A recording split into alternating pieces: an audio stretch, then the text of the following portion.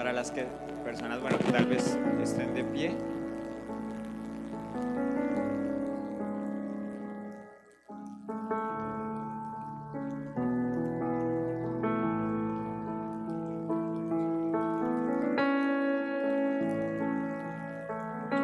Muchos tropiezos hoy, ¿no? Pero no importa, seguimos adelante con nuestro servicio.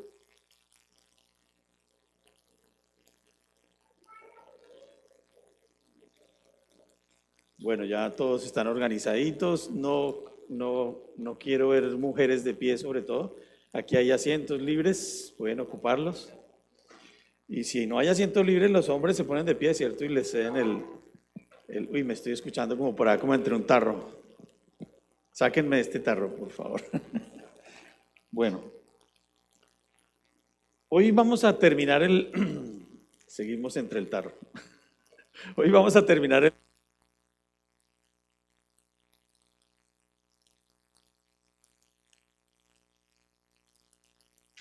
Si no me...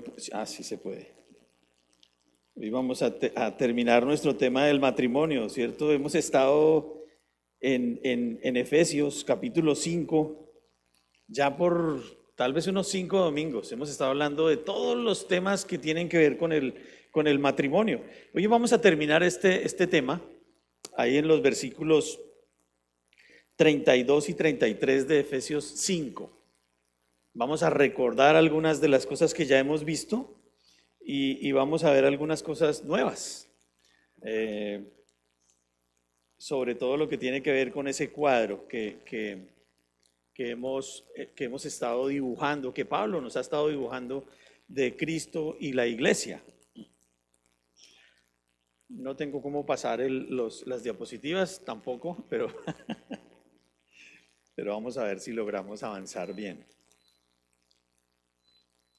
Muy bien, vamos a Efesios de una vez, ¿cierto? Un matrimonio que ilustra el amor de Cristo es lo que vamos a ver hoy. Si tú quieres tener un matrimonio que ilustra el amor de Cristo, es importante que estés atento para cada cosa que vamos a ver hoy. Y vamos justamente a estar en nuestro pasaje Efesios 5, versículos 32 y 33. Vamos a leerlos de una vez. Dice, grande es este misterio, mas yo digo esto respecto de Cristo y de la iglesia.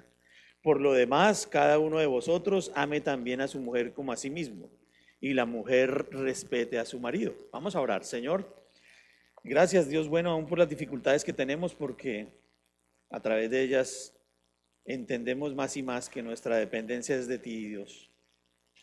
Queremos rogarte, Padre, que uses tu palabra, que nos desafíes, que edifiques tu iglesia, que cada uno de nosotros pueda comprometerse a tomar las decisiones necesarias, Señor, conforme a su propia necesidad.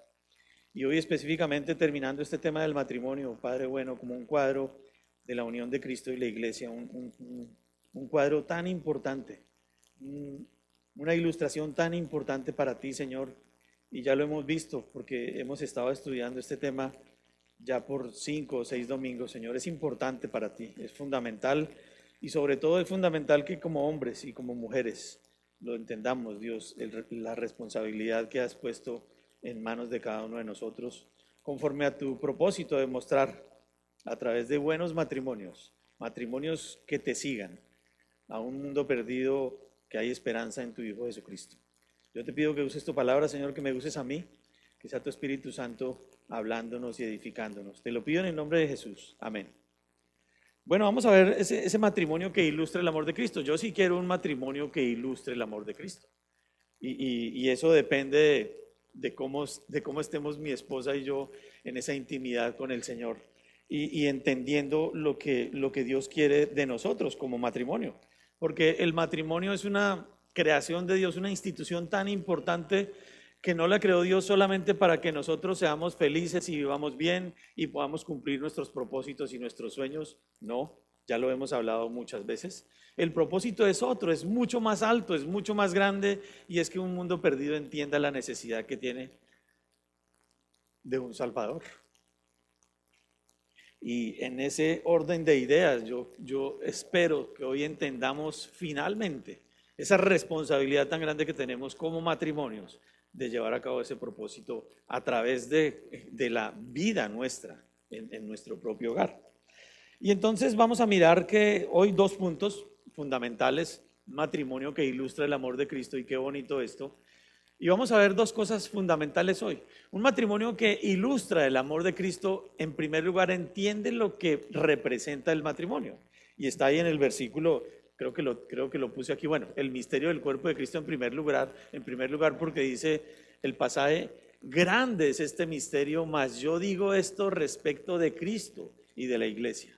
Es un misterio grande del cual ya hemos estado hablando y ahorita les voy a leer un pasaje que nos aclara mucho esto.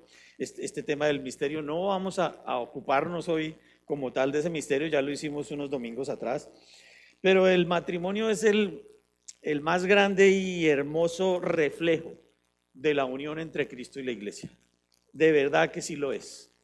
Ya lo hemos visto una y otra vez, cómo Jesucristo cuida a su iglesia, cómo el Señor Jesucristo se preocupa por su iglesia, cómo el Señor Jesucristo guía a su iglesia, la protege, la guarda. Hasta hoy lo ha hecho así. Y Él quiere que así hagamos como esposos con nuestra esposa. Es lo que hemos estado hablando. Pero a través de este cuadro aprendemos muchas cosas y las hemos aprendido, bueno, muchas veces las mujeres y los hombres les dan con el codo, otras veces el hombre y la mujer y el hombre le da con el codo, ¿cierto? Para cada uno hay enseñanzas y le hemos visto. Pero vamos a Efesios 3, ahí dos hojitas más atrás, versículos 4 al 6, para hablar un poquito de este misterio. Dice Efesios 3, 4 al 6. Vamos a ir un poco rápido porque el mensaje es largo. Yo metí estos dos versículos hoy en esta sola enseñanza. Dice, leyendo lo cual podéis entender cuál sea el conocimiento en el misterio de Cristo. Vamos a hablar otra vez de este misterio para entender. Misterio que en otras generaciones no se dio a conocer a los hijos de los hombres, como ahora es revelado a sus santos apóstoles y profetas por el Espíritu. Ahí está el misterio en el 6. Que los gentiles son coherederos y miembros del mismo cuerpo y copartícipes de la promesa en Cristo Jesús por medio del Evangelio. Ese es el misterio. Y a este misterio es el que se ha referido Pablo, ya lo hemos venido hablando una y otra vez. De hecho, Pablo se refiere a este misterio 5 veces en el libro de Efesios. Y hoy esta es la quinta vez que lo menciona aquí en el versículo 32. Pero bueno, esta es una ilustración, ¿verdad? Una ilustración de lo que es la unión de Cristo y la iglesia. Pero yo quiero recordarles algo, ¿por qué es un misterio y por qué es tan importante para Dios? Recuerden que los judíos odiaban a los gentiles, pero era un odio. No pasaban ni siquiera cerca de los pueblos de los gentiles, los judíos, ni los gentiles cerca del pueblo de los judíos, de los pueblos y de los mismos judíos, ¿verdad? Se odiaban, se detestaban, no se hablaban. Si alguien le podía hacer daño al otro, se lo hacían. Era un odio tremendamente marcado y grande, una división fuerte. Y el misterio es que Dios hizo de esos dos pueblos uno solo. Y yo sí creo que en el caso de algunos matrimonios podríamos pensar en que es un milagro de Dios que dos personas diferentes que no se entienden, que son incompatibles, puedan unirse también. Y hemos estado hablando de eso.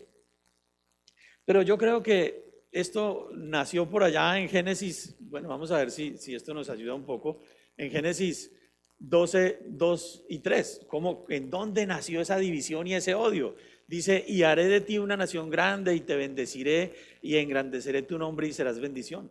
Bendeciré a los que te bendijeren y a los que te maldijeren maldeciré y serán benditas en ti todas las familias de la tierra. Este es el momento en el que Dios llama a Abraham para que vaya y lleve al pueblo y lo conduzca a poseer la tierra prometida, ¿cierto? Y dice que finalmente, bueno, el que finalmente debía cumplir eso era Moisés, pero Abraham le dice que de él habrá toda esa descendencia que sin dudarlo hasta hoy existe. Somos nosotros, ¿cierto? Toda la raza humana.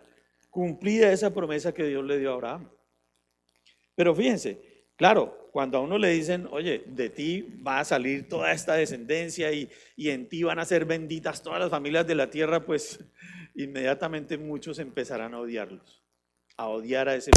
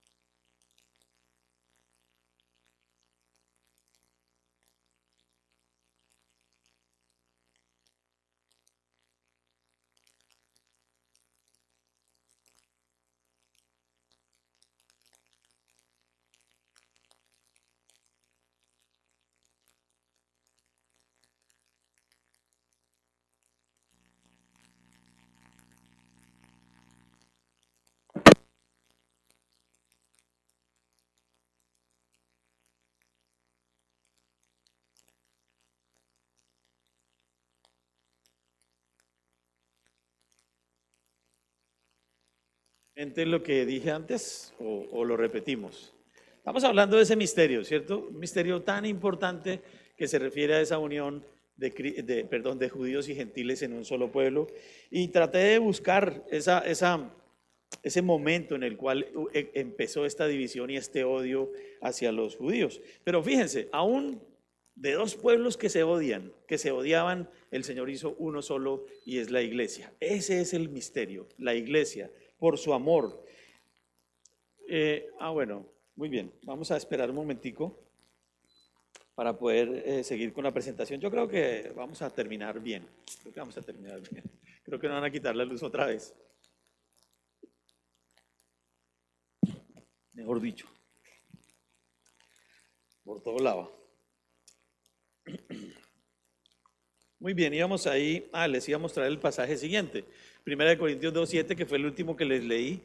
Más hablamos sabiduría de Dios en misterio, la sabiduría oculta, la cual Dios predestinó antes de los siglos para nuestra gloria. Y esto se refiere a la revelación de un plan perfecto para nosotros a través del Evangelio. Simplemente eso. Y aquí en Efesios, como les dije, es la quinta vez que Pablo menciona esa palabra misterio. En el capítulo 3, versículo 3, en el 4, en el 5, en el 9 y aquí en el capítulo 5, versículo 32. Pero lo interesante que Pablo dice es que esto es en Cristo Jesús. Nosotros ahora estamos en Cristo. Antes estábamos destituidos de su gloria en el mundo sin Dios y sin esperanza, y ahora estamos en Cristo a través de haber recibido la salvación por el Evangelio. Ahí estamos. Y estas palabras definitivamente tienen que hacernos reflexionar acerca de algo, y es la importancia que tiene para el Señor el asunto del matrimonio. Si no terminamos de entender esto, no vamos a poder participar efectivamente, eficazmente en el cumplimiento de la Gran Comisión. Porque para eso creó Dios el matrimonio. ¿Se acuerdan? Vimos que no es bueno que el hombre esté solo. Y vimos también lo que dice Pablo: si no se pueden quedar solos, cásense para que podamos llevar a cabo la Gran Comisión. Y como digo, no es una institución bonita que Dios creó. Bueno, sí es bonita para que seamos felices y alcancemos nuestros sueños. Más fácil que trabajando dos hacemos mejor las cosas también. Pero ese no es el propósito final. El propósito final es que llevemos al mundo perdido la esperanza que hay en Cristo. Finalmente es esa, que el Señor sea glorificado, que el Señor Jesucristo sea exaltado en todo el mundo a través de matrimonios ejemplares. Y como les digo, no solo como una institución para beneficio de nosotros, sino mucho más para el avance de la Gran Comisión. Y yo quiero que vayamos a buscar ahí en la Biblia, segunda de Pedro, un pasaje tremendamente ilustrativo acerca de esto, segunda de Pedro, que nos tiene que mover el alma misma. Segunda de Pedro 3, 9 y 10.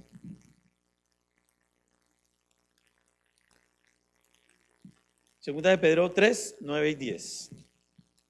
Dice la palabra de Dios: el Señor no retarda su promesa, según algunos la tienen por tardanza, sino que es paciente para con nosotros, no queriendo que ninguno perezca, sino que todos procedan al arrepentimiento. Pero el día del Señor vendrá como ladrón en la noche, en el cual los cielos pasarán con gran estruendo y los elementos ardiendo serán deshechos y la tierra y las obras que en ella hay serán quemadas. Yo no sé si esto nos hace reflexionar.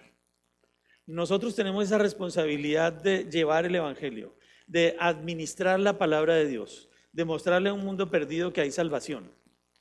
Y este pasaje nos habla de dos cosas.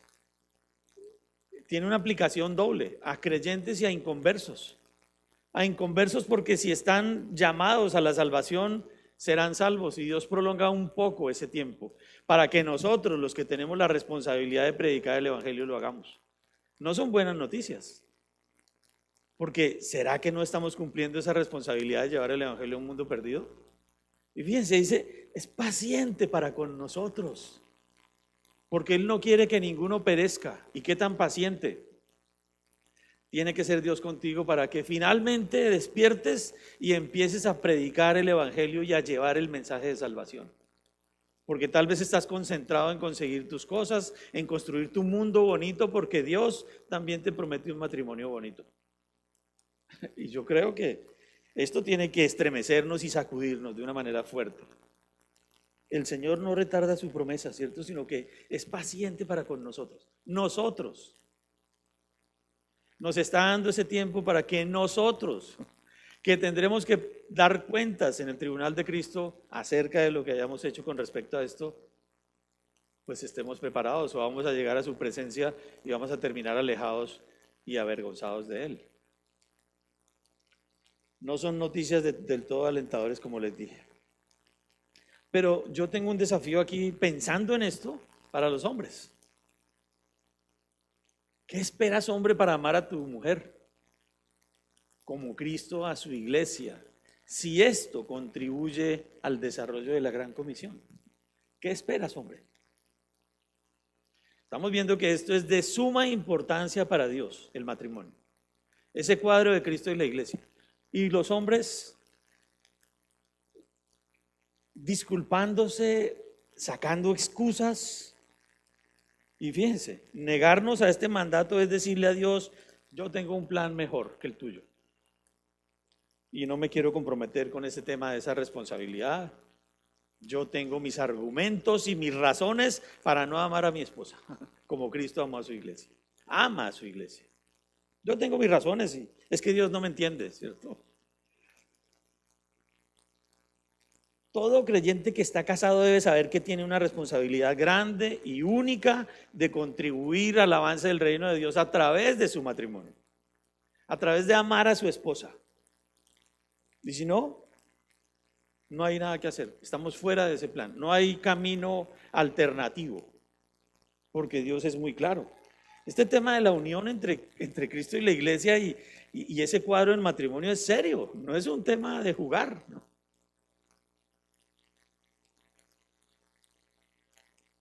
¿Amas a tu esposa así? Y si no, ¿qué esperas para hacerlo? Si es que dices que estás comprometido con la gran comisión, si es que dices que eso es lo que mueve tu vida y tu corazón, ama a tu esposa. Tal vez Dios no te pida que hagas nada más, es posible. Ama a tu esposa como Cristo a su iglesia. Pero fíjense, una segunda cosa que implica entender lo que representa el matrimonio, implica entender la unión de Cristo con su iglesia. Vamos a mirar un poquito porque parece que estuviéramos hablando de lo mismo. Bueno, sí es de lo mismo, pero vamos a mirar cómo lo escala Pablo porque cada vez va más allá. Y dice Pablo aquí, mas yo digo esto respecto de Cristo y de la iglesia. Un misterio que ya vamos a tratar de aclarar. Y esto implica o nos va a hablar de lo que será la iglesia en el futuro, porque la iglesia tiene un futuro, uniéndose a Cristo y de verdad ejecutándose y realizándose esa unión, ese matrimonio entre Cristo y la iglesia, porque va a llegar ese momento. Y nosotros tenemos que considerar ese momento. Este misterio encierra inevitablemente una verdad que no podemos ignorar, ¿cierto? Y es que todo esto conduce a ese futuro que nosotros vamos a tener unidos al Señor Jesucristo por una eternidad como iglesia. Y estas palabras nos ubican en algo tan importante como considerar el arrebatamiento. No sé si aquí hay algunos que no han escuchado sobre el arrebatamiento. Tal vez vamos a hablar un poquitico. Y por eso les pido que vayan a 1 de Tesalonicenses 4. La cita está escrita ahí. 1 de Tesalonicenses 4, versículos 13 al 17. Como les dije, vamos un poquito rápido, o no, tal vez vamos bien de tiempo. 1 de Tesalonicenses 4, 13 al 17 dice, tampoco queremos, hermanos, que ignoréis acerca de los que duermen, para que no os entristezcáis como los otros que no tienen esperanza. Los que duermen son los que están muertos, ¿sí? Para que lo entendamos bien. Porque si creemos que Jesús murió y resucitó, bueno, los creyentes que han muerto, ¿no? Hasta hoy, creyentes. Porque si creemos que Jesús murió y resucitó, así también traerá Dios con Jesús a los que durmieron en él. Por lo cual os decimos esto en palabra del Señor, que nosotros que vivimos, que habremos quedado hasta la venida del Señor, no precederemos a los que durmieron. porque el Señor mismo con voz de mando, con voz de arcángel y con trompeta de Dios, descenderá del cielo y los muertos en Cristo resucitarán primero. Luego nosotros los que vivimos, los que hayamos quedado, seremos arrebatados juntamente con ellos en las nubes para recibir al Señor en el aire y así estaremos siempre con el Señor. Este es el evento que sigue en la historia del plan de Dios. Es el que sigue. Inmediatamente después en el momento en que Dios lo decida, después de lo que estamos viviendo ahora, es el arrebatamiento. Él va a llegar y va a quitar su iglesia y la va a sacar del mundo y la va a llevar al cielo, así como lo describen estos versículos. Su iglesia, todos los verdaderos creyentes en Cristo Jesús, solamente ellos, verdaderos creyentes en Cristo Jesús, no los que asistieron a iglesias cristianas o lo que sea, inclusive a esta iglesia, no, es que asistimos 20 años a una iglesia, no. Los verdaderos creyentes en Cristo Jesús, que hayan entendido la necesidad que tienen todos de un Salvador a causa del pecado y que lo hayan recibido en sus corazones como Señor y Salvador. Esos seremos arrebatados en ese instante. Y este pasaje describe con claridad lo que ocurrirá con la iglesia. Dios se la va a llevar justo antes de la tribulación. Y apenas seamos arrebatados, comienzan esos últimos 7 años de tribulación, que la Biblia describe como una tribulación y una época tremendamente difícil como nunca ha existido. Mucha gente dice, no, ya estamos viviendo la tribulación. No, eso no es nada lo que estamos viviendo para lo que se va a vivir en ese momento. Algunos dicen, no, el infierno está aquí, lo estamos viviendo. No tienen ni idea de eso. La tribulación, gracias a Dios, los que hayamos sido salvos hasta ese momento no estaremos ahí. Y la iglesia se ha estado preparando durante toda esta época de gracia, creciendo en la gracia y el conocimiento de nuestro Señor y Salvador Jesucristo, conformándose cada creyente a la imagen del Señor Jesús para prepararse para ese momento. Obviamente no estaremos del todo listos. Él nos va a perfeccionar cuando nos lleve. Va a terminar esa obra según Filipenses 1:8. Pero fíjense, por lo menos la iglesia hasta hoy ha llevado a millones de personas a la salvación a través del Evangelio. Y nosotros estamos metidos en ese plan, como matrimonios también. Yo puedo decir y créanme, yo no me creo mejor, de hecho, ustedes saben cómo soy, no tengo que decirles mucho acerca de eso, pero hemos podido dar testimonio con mi esposa gracias a la misericordia de Dios. Y yo sé que muchas parejas aquí también han podido dar testimonio de lo que es Cristo en nosotros. Y a través de este testimonio algunos han llegado al Señor Jesucristo. Gracias a Dios por eso. Y la iglesia se ha estado preparando y de eso es que habla Pablo en este pasaje que estamos estudiando ahorita. Mas yo digo esto respecto de Cristo y de la iglesia. Ese amor que estudiamos del esposo cuidando a su esposa como Cristo a su iglesia será una realidad en el cielo con nosotros. Cristo cuidándonos. Bueno, Él nos cuida aquí también, pero ¿cómo será allá? Un cuidado y un consentimiento y un amor tan grandes que solo los vamos a vivir allá. Y nosotros ocupados en nuestras cosas, en nuestro egoísmo, pensando que no podemos amar a nuestra esposa. Porque es difícil, porque es cansona, porque es fastidiosa, cualquier cosa que se puedan inventar, que nos podamos inventar. Pero yo quiero que leamos también Salmos 23, 1 al 6. Busquémoslo en la Biblia.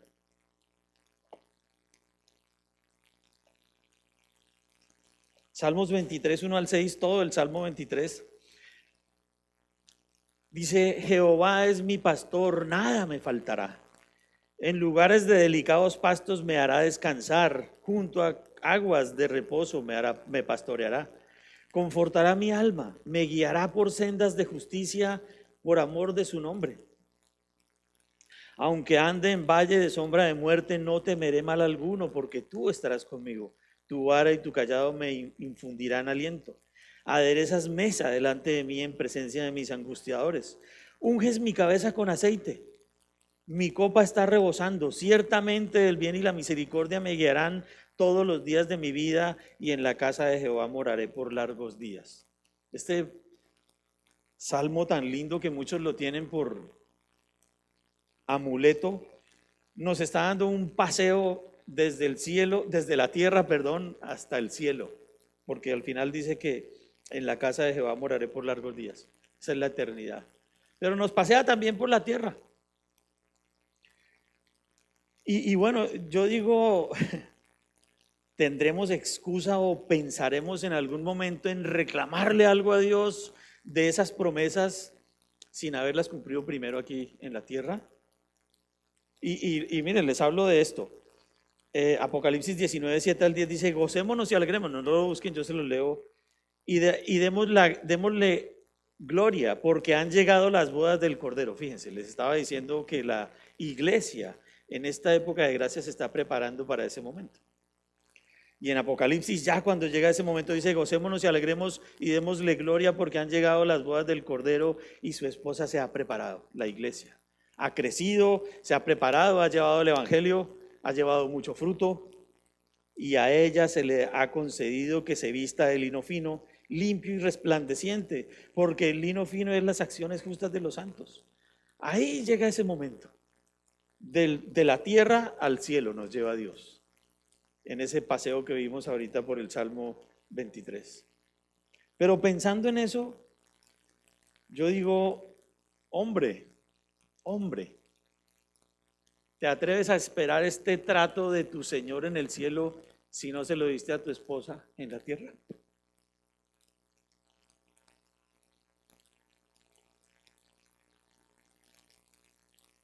¿Qué merecemos?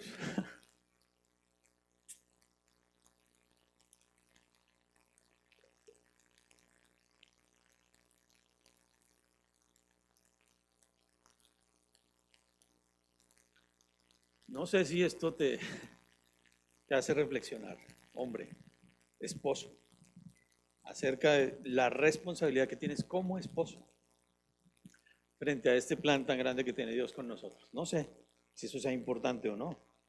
O finalmente lo más importante para ti es que puedas construir un futuro, una vida linda, una herencia chévere para tus hijos, que no es malo, no es pecado, claro que no. Dios también nos permite y más adelante espero que podamos enseñar y aprender sobre esto. Pero lo que Dios nos pinta aquí a través de lo que nos está diciendo Pablo es esto. Pero un matrimonio que ilustra el amor de Cristo, en segundo lugar, entiende claramente el deber matrimonial. Claramente, el deber matrimonial, y es lo que sigue en nuestro pasaje. El deber supremo del esposo, en primer lugar, ahí está, miren, todo el pasaje. Por lo demás, cada uno de vosotros ame también a su mujer como a sí mismo. Ya vimos la parte que está arriba. Vamos a ver ahora lo que sigue ahí. Otra vez, golpe al esposo, ¿cierto? Y Pablo lo que está haciendo en este momento es un resumen de todo lo que hemos visto. Y dice, por lo demás. Y esa palabra o esa frase, por lo demás, simplemente nos ubica en volviendo a lo nuestro. Ya estuvimos en el cielo y ahora volvemos a la tierra. Pongamos los pies aquí otra vez y entonces Pablo nos recuerda, ¿cierto? Por lo demás, cada uno de vosotros ame también a su mujer como a sí mismo.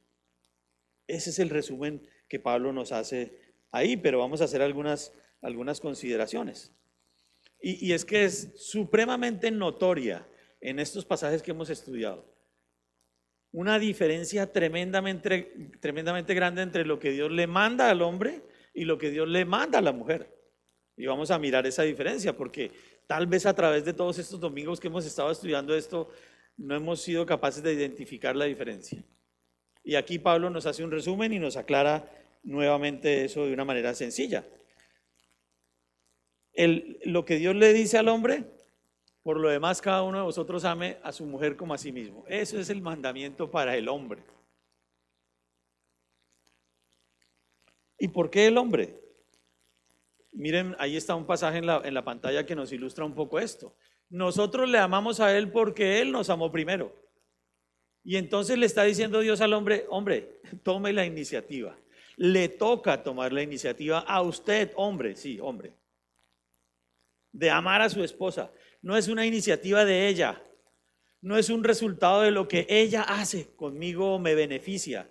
Es un mandamiento. Hombre, ame a su mujer. Ya, listo, suficiente. Punto. Está claro. ¿Y por qué? Por esto, porque nosotros le amamos a Él, porque Él nos amó primero. Y si el hombre es un cuadro de Jesucristo, en este cuadro que estamos pintando, que Pablo nos ha pintado, entonces tiene que tomar la iniciativa. Si el hombre es cabeza de la mujer, si el hombre tiene que cuidarla, si tiene que procurar su crecimiento, si tiene que protegerla, tome la iniciativa de amarla. Y es muy claro la diferencia. Así como Cristo tomó la iniciativa de amarnos a nosotros, de amarte a ti siendo lo que eras y lo que eres, y a mí siendo lo que yo era y lo que soy, me ama. Él tomó la iniciativa. Es más, murió por mí siendo yo su enemigo a causa de mi pecado.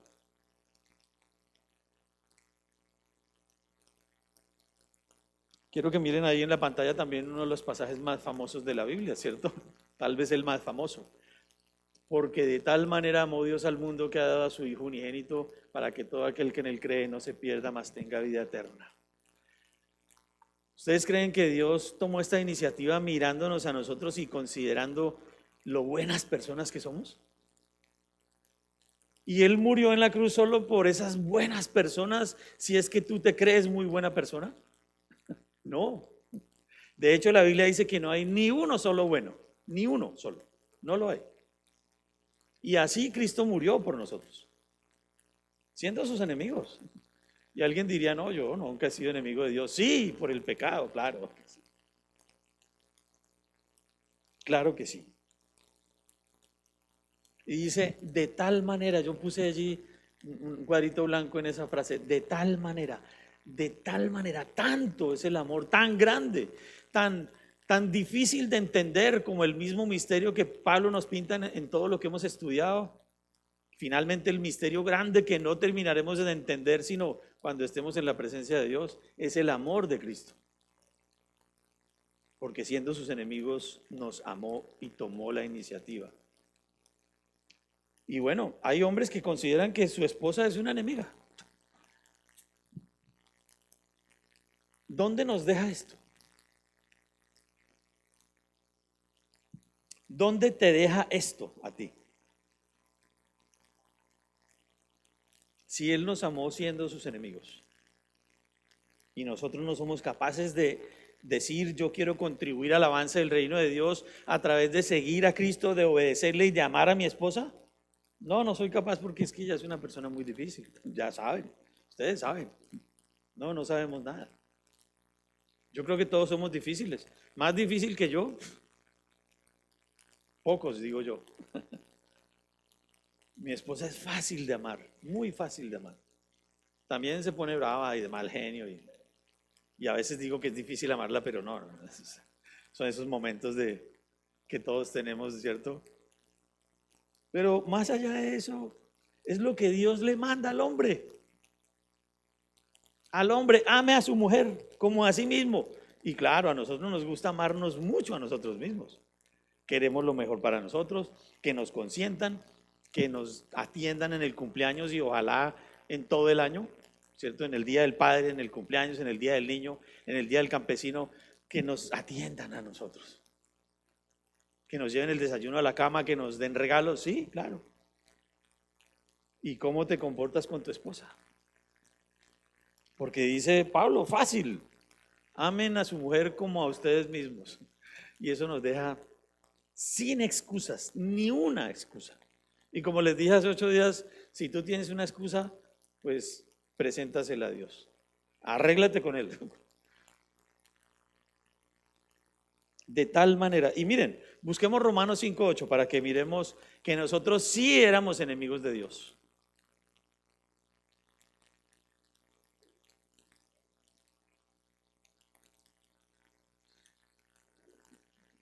Romanos 5:8 dice la palabra de Dios: mas Dios muestra su amor para con nosotros en que siendo aún pecadores, sus enemigos, Cristo murió por nosotros. En que siendo aún pecadores, Cristo murió por nosotros, por ti y por mí. Yo no sé si esto nos deja nos quita todas las excusas o nos fortalecen esas excusas. Y pensando en esto, te tengo otros desafíos, hombre. Para mí también, ¿no? ¿Tienes alguna excusa para no amar a tu mujer? Tal vez sí. ¿Crees que hay alguna excusa válida delante de Dios habiéndonos amado así? Tal vez sí. Tal vez sí. Bueno, eso es entre cada uno de ustedes y de nosotros y Dios. Pero la palabra de Dios es clara. Y si esta Biblia es tu norma y es mi norma, vamos a obedecerla como Dios quiere. Porque también es para nuestro beneficio, ya lo vimos hace 8 días. ¿Quién se beneficia más de la obediencia a Cristo? ¿Quién? Nosotros. En cada cosa que le obedecemos nos beneficiamos más nosotros. Dios no necesita que lo beneficiemos. Nosotros somos los beneficiados. Tu matrimonio, tu esposa, tus hijos, somos los beneficiados, todos nosotros, cuando obedecemos a Dios. Y un último punto, hombres, para que le den un codacito ahí a su esposa, ¿cierto? Digámosle a Dios que nos quite un poquito ese palo que nos ha dado tan duro en estos días, ¿cierto? A la esposa, miren. El deber supremo de la esposa. Porque dice el pasaje, en la última frase dice, y la mujer respete a su marido. ¿Sí ven la diferencia tan grande entre el mandamiento que Dios le da al hombre, ame a su mujer y todo lo que eso implica?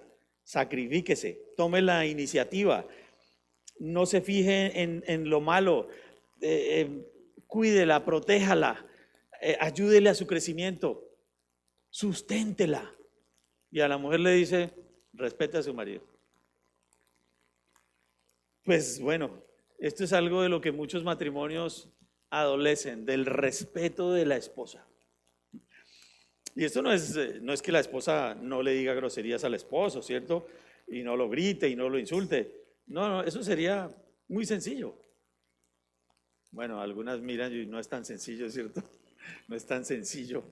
Pero vamos a ver lo que tiene que ver esto con todo lo que estamos viendo. Y la mujer respete a su marido. Y eso es una cosa que les cuesta definitivamente trabajo a las esposas, respetar a su marido.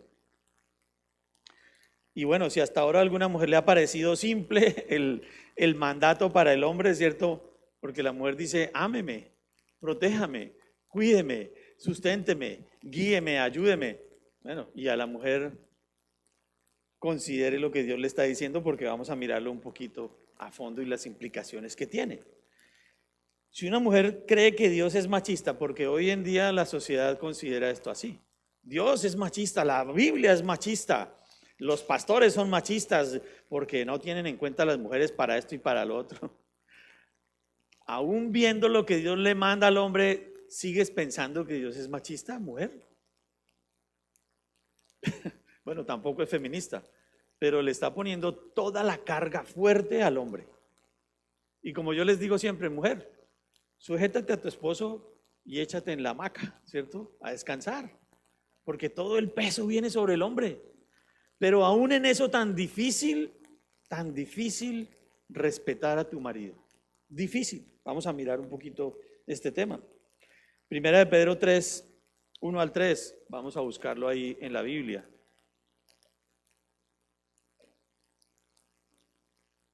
No me voy a demorar mucho. Yo creo que vamos a terminar bastante temprano. Pensé que yo estuve ensayando en la casa varias veces predicar el mensaje porque estaba largo, pero ahora se me hizo corto. ¿Cómo lo alargamos? Primera de Pedro 3, 1 al 3. Dice la palabra de Dios. Vamos a leer básicamente hasta el 6. Primera de Pedro 3, 1 al 6. Así nos alargamos un tris. No, mentiras. Dice, asimismo vosotras mujeres, estad sujetas a vuestros maridos, para que también los que no conocen a la palabra, los que no creen a la palabra, sean ganados sin palabra por la conducta de sus esposas. Paremos un momentico ahí. Tremendo resultado de la sujeción de una mujer. Que si su esposo es inconverso, puede llegar a conocer al Señor. Por la conducta tuya, mujer creyente. Vamos a seguir adelante. Segundo, considerando vuestra conducta casta y respetuosa. Fíjense, casta y respetuosa. Respete a su marido. Vuestro atavío no sea el externo de peinados ostentosos, de adornos de oro o de vestidos lujosos, sino el interno, el del corazón, en el incorruptible ornato de un espíritu afable y apacible, que es de grande estima delante de Dios. Paremos otro momentico ahí. No estamos diciendo, no está diciendo la Biblia que no se pueden vestir bien, que no se pueden mandar peinar, que no se deben pintar las uñas. No, no, no, mentiras. También hay lugar un poco a la vanidad y a que se vean bien. A mí me gusta que mi esposa se arregle, se peine, se ponga bonita. Me gusta. No me gusta llegar a la casa y que no se haya bañado y que esté toda despeinada y sin... No, no me gusta. Y el 5, porque así también se ataviaban en otro tiempo aquellas santas mujeres que esperaban en Dios, estando sujetas a sus maridos. Como Sara obedecía a Abraham, llamándole Señor, de la cual vosotras habéis venido a ser hijas, si hacéis el bien, sin temer ninguna amenaza. Fíjense todo lo que abarca esto. Impresionante y grande el papel de la mujer en el matrimonio. Y no me digan que no está hablando de una mujer que se sujeta a su marido, a una mujer que respeta a su marido, no una tonta ni una esclava, no, eso no está diciendo ahí. De hecho, lo que resulta de eso es grande. Fíjense el 6, como Sara obedecía a Abraham llamándole Señor. Mi amor, ahora me tienes que llamar Señor. No, mentiras. De la cual vosotras habéis venido a ser hijas, si hacéis el bien sin temer ninguna amenaza. Tremenda descendencia la que Dios le dio a esta pareja que vimos al principio. Tremenda descendencia. ¿Y cuál es la descendencia que Dios nos pide a nosotros? Hijos espirituales. Ojalá que tengan hijos, pero Dios nos guía a esa descendencia especial de hijos espirituales, de mucha gente que conozca el Evangelio y el plan de salvación y que en Cristo hay esperanza única en Cristo. Esa es la descendencia que Dios nos va a dar a nosotros. ¿Qué descendencia tienes? Ya, espiritual. ¿Cuántas personas han llegado al Señor por tu testimonio? Otra vez les pregunto esto porque de esto se trata. ¿Cuántas personas por el testimonio que ven en ti y en ustedes como matrimonio, como familia, han preguntado, oiga, ustedes qué tienen tan bonito que yo quisiera tener? Para que nos preguntemos esto. Aquí hablamos de respetuosa, ¿cierto? En esto que hemos leído, espíritu afable y apacible, una mujer que se sujeta, que respeta a su marido. Y es que las mujeres, especialmente hoy en día, poco respetan a sus maridos. Muchas hablan mal de ellos con sus amigas. Es que ese no sé qué, dice cuándo.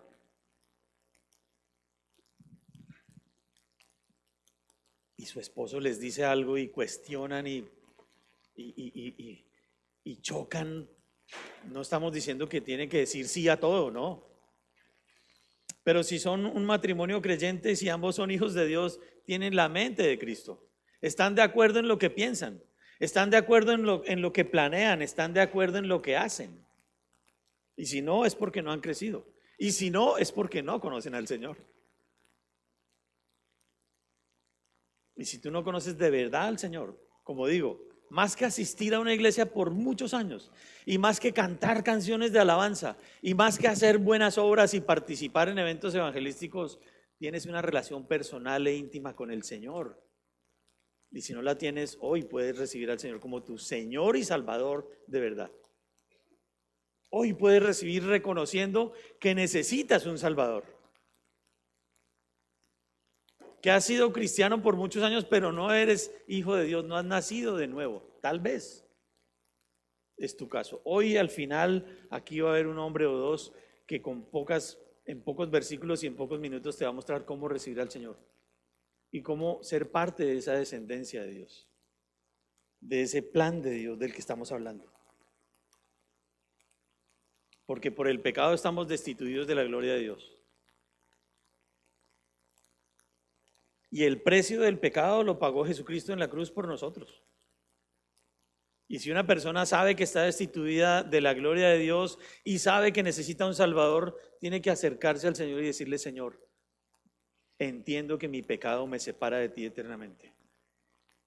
Perdona mis pecados, entra en mi corazón y sálvame. Te recibo como mi Señor y Salvador. Empiezas esa nueva vida, naces de nuevo espiritualmente, porque según Juan 3 estábamos destituidos y no habíamos nacido de nuevo. Un nacimiento espiritual. Y esa palabra respeto significa reverencia, reverenciar, darle el lugar. Mujer, ¿le das el lugar a tu esposo? El lugar que él tiene como cabeza de tu familia, ¿se lo das? ¿O haces como hizo Eva en Génesis 3, 1 al 6 para que lo busquemos? Génesis 3, 1 al 6.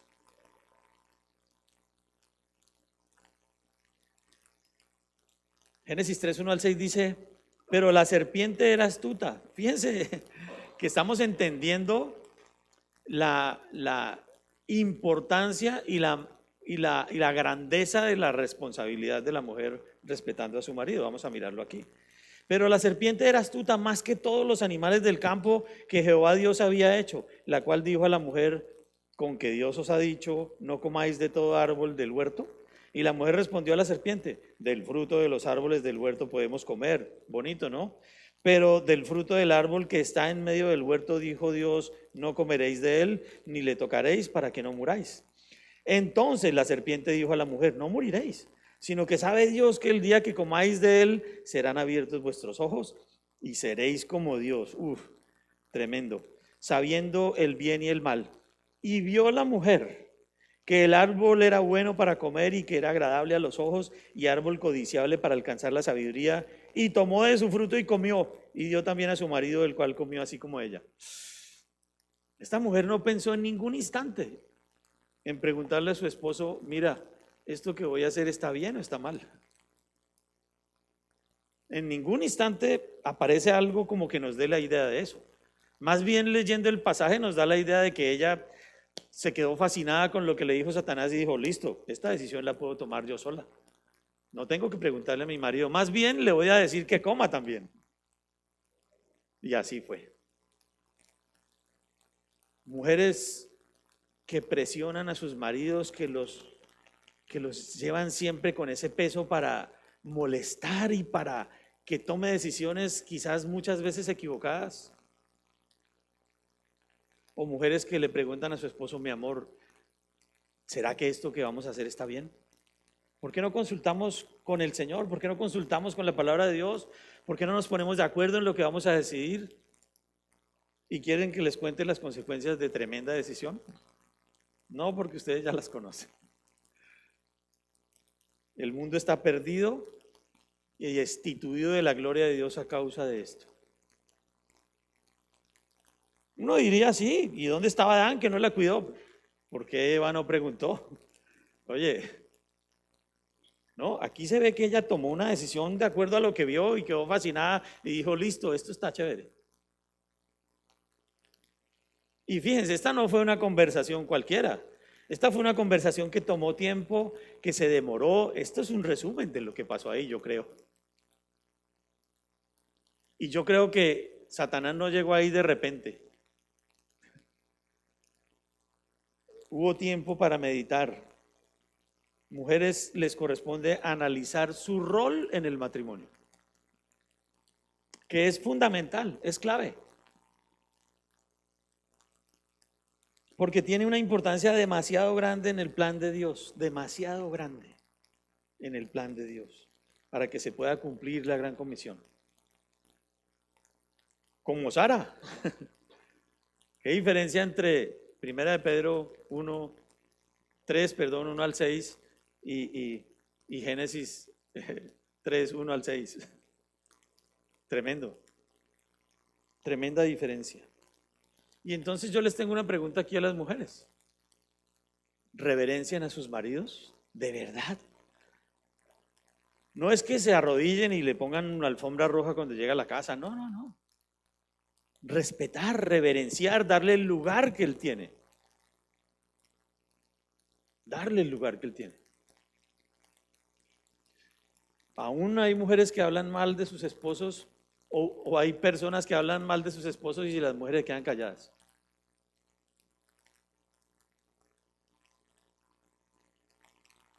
Pilas con eso. Ahí se está metiendo Satanás. Y entonces tienes motivos para estar de acuerdo con el que habla mal de tu esposo.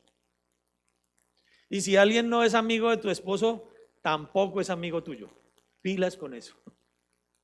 Porque a veces uno piensa, no, estos no son amigos de mi esposo, pero sí pueden ser amigos míos. No, no, no.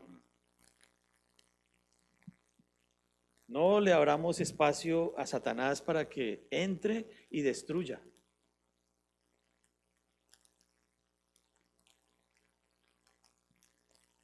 ¿Los respetan? ¿Se sujetan a ellos? ¿De verdad?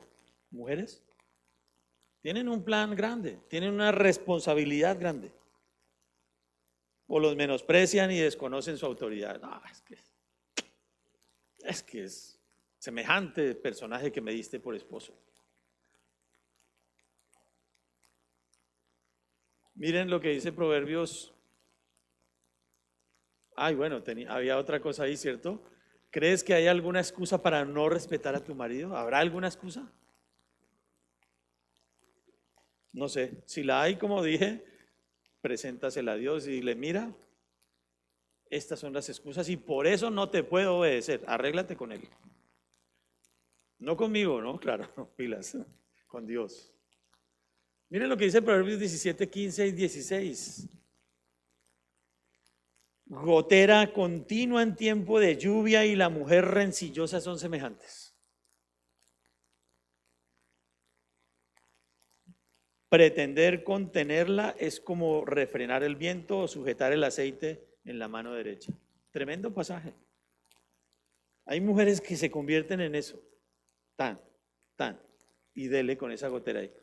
Ustedes saben que esa era una forma de tortura, de poner a una persona ahí y ponerle una gotera literal de agua en su cabeza.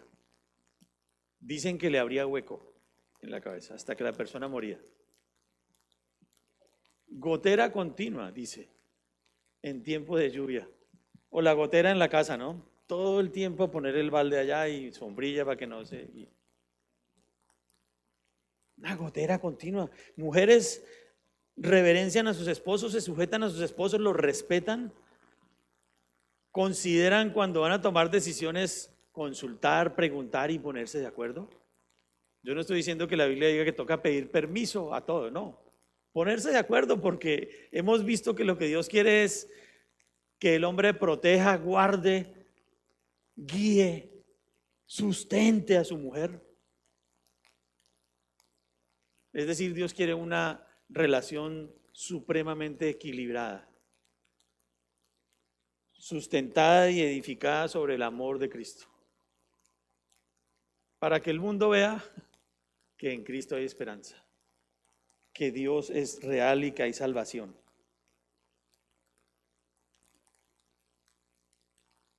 Deja que tu esposo piense. Yo digo esto porque las mujeres a veces llamaste a fulano, ¿qué hubo? Ya le dijiste, ya acuérdate que, y ya hiciste, y uno ahí, sí, o no. Deja que tu esposo piense. Deja que tu esposo consulte con Dios y diga, ya es momento de tomar esa decisión, sea lo que sea. Porque uno a veces dice, no, sí, ya voy a llamar y para quitársela de encima, de verdad. Mujer, respeta a tu marido. Fíjense la diferencia tan grande entre lo que Dios le manda al hombre y lo que le manda a la mujer. Hombre, si amas a tu mujer, ella te va a amar de manera natural, pero la iniciativa es tuya. Es lo que dice la Biblia. Si quieres que te respete tu mujer, ámala primero. Y mujer, comprométete con respetar a tu marido y sujetarte a él. Dios no está poniendo condiciones ni al uno ni al otro. Es el mandato de Dios. Tú tienes que hacer esto. Y si te toca toda una vida de padecimiento haciendo lo que tienes que hacer, qué bueno, porque vas a tener galardón en el cielo. porque nadie está diciendo que garantizamos que si amas a tu esposa ella te va a respetar. No garantizamos. O que que de todas maneras tu marido te va a amar, mujer, siendo lo que seas. No. Pero cada uno dará cuentas al Señor. Porque no tenemos excusa para desobedecer la palabra de Dios. Y si tienes excusas, preséntaselas a Él. Y ya para concluir, unas reflexiones. El matrimonio representa abiertamente, claramente, la unión entre Cristo y la iglesia. ¿Cómo quieres representarla tú? Dios te da la oportunidad de pintar ese cuadro. ¿Cómo quieres pintarlo? Tendremos un lugar en el cielo junto al Señor. ¿Cómo esperas que sea ese lugar? De acuerdo a lo que hayas hecho aquí, como hayas amado a tu esposa, como hayas respetado a tu marido, así será ese lugar que Dios tiene para ti en el cielo. Para llevar a cabo la gran comisión, que es lo que nos mueve. Somos una iglesia misionera que quiere llevar el mensaje de salvación a un mundo perdido y afectar a esta ciudad y toda la región y hasta donde el Señor nos lleve. La gran comisión. El esposo debe amar a su esposa incondicionalmente y la esposa debe respetar a su esposo incondicionalmente, si queremos llevar a cabo la gran comisión. Con toda seguridad, si ambos obedecemos lo que Dios nos pide, Él hará de nuestro matrimonio una unión maravillosa, un ejemplo. Como les he dicho muchas veces, a mí me encanta el matrimonio, a mí me encanta llegar a mi casa, me encanta pasar tiempo con mi esposa, gracias a Dios, gracias a su misericordia. No fue así siempre, pero ahora sí lo es. Gracias al amor que Dios puso entre nosotros y que nos puso esa misma visión a los dos. Y así puede ser tu matrimonio, así puede ser tu casa y tu familia, para que le lleves fruto y glorifiques de verdad a Dios.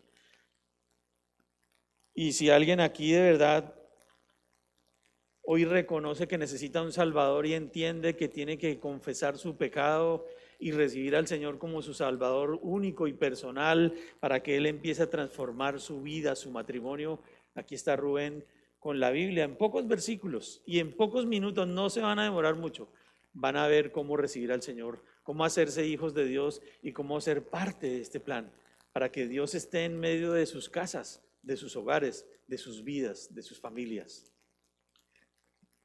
Vamos a terminar en oración. Señor, gracias por tu palabra, gracias por ese amor tan grande de tu Hijo Jesucristo por nosotros, aun siendo sus enemigos. Dios, tú lo enviaste a morir en la cruz para reconciliarnos contigo, para abrirnos un camino a tu propia gloria, Señor. Gracias por esa misericordia y por ese amor. Solamente te pedimos hoy, Dios, que nos ayudes a tomar decisiones, que nos permita, Señor, proponernos obedecer tu palabra. Y el amor siendo una decisión, como hombres, Dios, que estemos dispuestos a obedecer y amar a nuestras esposas. Y a las mujeres, Señor, que se sujeten y que respeten a sus esposos. Lo demás tú lo pondrás en medio de nosotros, Padre bueno, para hacer testimonio a un mundo perdido. Y si hay alguien aquí, Señor, que aún no te conoce, que no ha empezado esa relación contigo, que no ha nacido de nuevo, que hoy sea el día de su salvación y que no salga de aquí, Señor, sin recibirte como Señor y Salvador. Padre bueno, te encomendamos el resto del día en tus manos y te damos una vez más las gracias. En el nombre de Jesús, amén. Antes de que se pongan de pie, les recuerdo, Rubén y Juan Carlos,